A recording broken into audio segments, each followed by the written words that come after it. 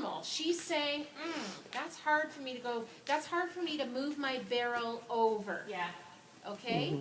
So that's what she's saying is hard for her. She's a little stiff in her barrel. So she's going to try to stay on that center line as long as possible. Okay. Okay. She doesn't want to shift the barrel over and then go sideways. So she's going to say, hey, I'm going to just stay on the center line. So then you have to, I would have to, start yielding in my mind, start asking way before I even meet that center line. Mm-hmm. You see what I'm saying? Now, who's surprised? You know, again, she's weak on that right hind. You see even the way she's walking right now, she's feeling her hocks. Yeah, she is. That's great. That's what we're here for, right? You know, she's got to feel that, her body. Yeah. And feeling her body, as I say, like it's like you going to the gym once a week, well now you're going 3 days a week. Ouch, I'm sore. Yeah. Sport. Whenever you're, you know, using your body a little bit more than you normally do, yeek, I'm going to start feeling, you know, a little bit of, you know, lactic acid in my muscles. My muscles will get a little sore. Yeah, of course. What you should do is have some liniment for her as well, right? Like whether it's absorbing or whatever liniment you want you use. I would dilute it with warm water though. Okay. Liniment on its own is pretty potent, so I would do like 40% liniment, 60% warm water. Okay. And then just, you know, go over her hind end, go down by her hocks, you know, because she's going to be using that part of her body a little bit more.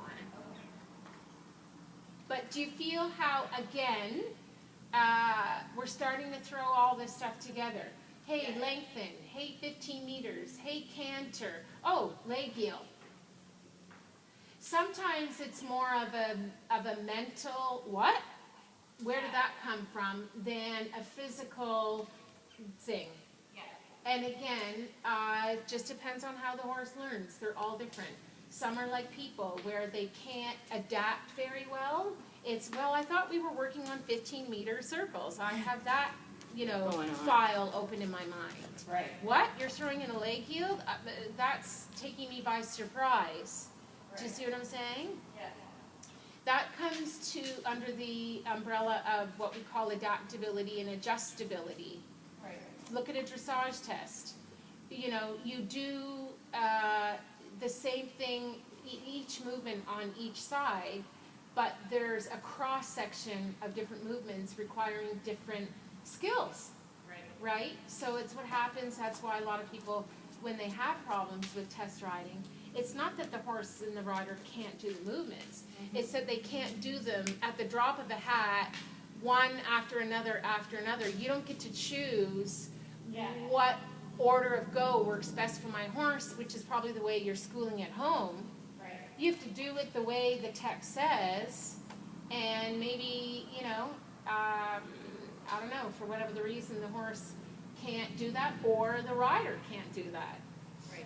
Focus, adaptability are big things. So that's where, going back a few lessons back, when sometimes you just have to do things and not wait for the ideal time when the horse is perfectly set up, because it's like the people who unplug all the phone cords and everything that might make a beep when the baby goes down to sleep. You're kind of setting that kid up for a bit of a false life, because life isn't perfect, right? We kind of have to deal with distractions and things going around us, and when we have to do things and do jobs even when, you know, it's not perfect, the conditions. Well, sometimes, you know, it's teaching that durability, it's teaching that mental endurance of, okay, well, I've got to do it anyway and figure out how to do this. Not, oh, the horse isn't on the bit and bending and perfectly on my aids, I'm not ready to leg yield. Well, sometimes you have to fly that barn door open and just do it. Yeah. Is you don't, if you're training a performance horse, you don't get that luxury. You can't say, excuse me, judge, can I wait 2 minutes until the rain stops? Or can I, go past your judge's booth 10 times before I start my, no, you can't. Right. You gotta do it. Yeah. So you have to develop that relationship, and that sometimes we can spoil our horses. Right. Whereas sometimes the tough people, let's say, who are used to just kind of things not going for them, well, they are the most successful because they're durable and they sink their teeth into anything and they go. Yeah. They're not sort of used to a perfect situation. You Yeah. see what I'm saying? Yeah, which I used to search for. Well, I mean, it's pretty common. Yeah. So there's a point in time when you just have to throw caution in the wind and just do it. Yeah. Because we need that sense of adjustability. Okay? There's a whole psychology to training. Yes.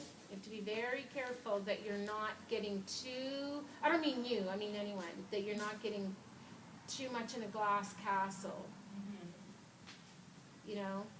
Tends to be a lot of riders get very, very, very stuck on making one thing perfect before they move on, but then they're going to find themselves never moving on. Yeah. Because nothing is perfect. For me, for no one, nothing is ever perfect. Right. It's a terrible word, actually. Yeah. Terrible word. It's a very subjective word. It's too. terrible. Yeah. It sets people up for a lot of frustration and, what is perfect? Sometimes something that's full of mistakes and full of honesty is that's what perfect is.